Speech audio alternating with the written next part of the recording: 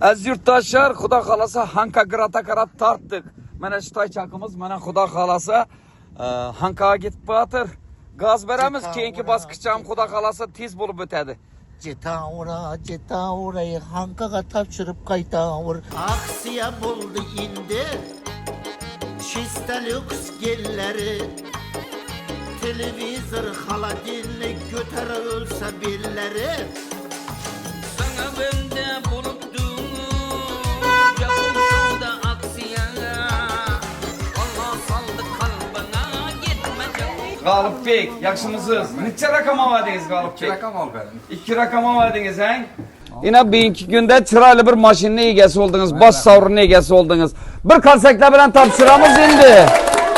Muborak bo'lsin.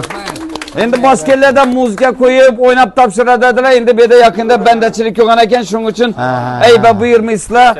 Va analari olamdan o'tgan ekan, shuning uchun muzika qo'ymadik, lekin quvonch zo'rmi? Nastroyeniya yaxshimi? Hammangizga buyursin Xudoyim. Hammaya omad tilayman, hamma o'ynang haqiqiy aka. Mahallemi oynasın, mevzuli bak nasip etsin. Tebrikliyim ben. Zafer Bey, tebriklimiz mübarek olsun. Mübarek olsun. Yine bir mertebe alkışlar koyamaz.